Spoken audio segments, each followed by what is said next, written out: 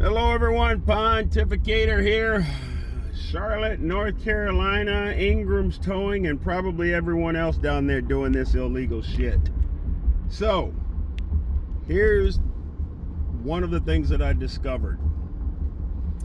City of Charlotte passed an ordinance / law, whatever, in 2011.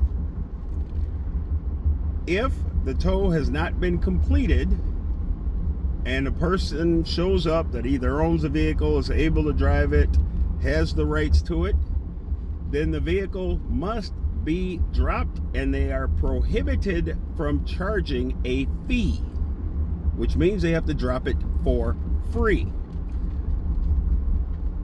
So, you can't hook up to an occupied vehicle. Even if you do, you have to drop it for free. Well, here's what happened. They put in a fee schedule at some time that got challenged, and the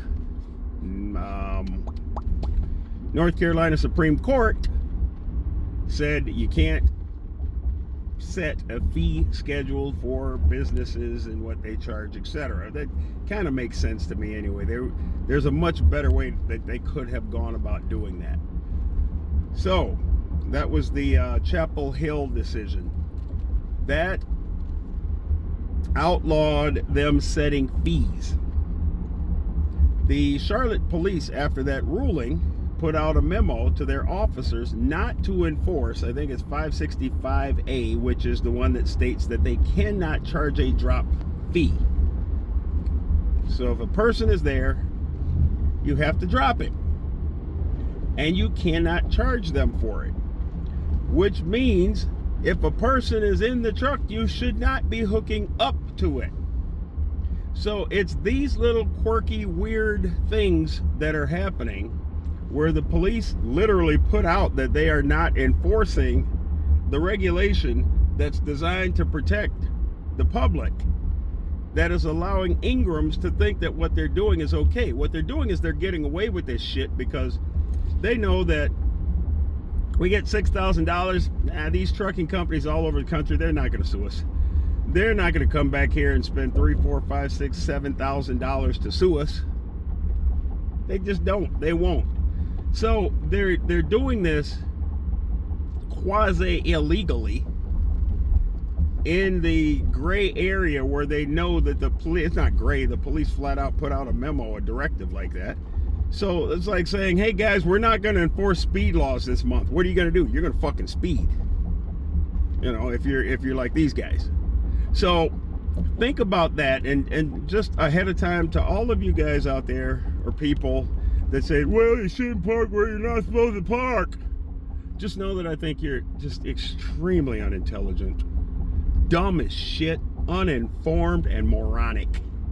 Okay? It's not that simple when issues get this complicated, all right? When people are targeting the trucking industry, something is wrong. So please, don't waste your time proving to me that you're a moron. Other than that, guys, let's keep fighting for the rights of truckers. I'm not done with this Ingram's thing by a long shot. I've got a recorded phone call where some admissions were made that will blow your mind. I'll tell you one of them, they actually said, well, you know, the trucking companies should pay that. They should make the drivers pay it because they got a lot of money. What did you say? Then the other thing he said in the conversation was, well, you know, we have expenses, man. We have to go around looking for trucks all night long. We have to buy fuel. I said, don't do it. He said, don't do what? I said, don't go looking for trucks all night long. You're not the cops. Let the cops do their job. Wait for somebody to call you and say, the truck is a problem. He goes, well, they won't do that. Bingo! Carries United, you guys let me know what you think about this video. Like it, share it. Most importantly, share it with like police departments. Share it with law enforcement agencies. Share it with the DOT, because Ingram's Towing has the U.S. DOT authority. So the United States can actually enforce local ordinances and rules and regulations against them as well. But that's kind of like the broker thing. I swear to abide by all local rules, regulations, and etc. And then they get out here and do whatever the hell they want to do. You guys have a good one. Thank you.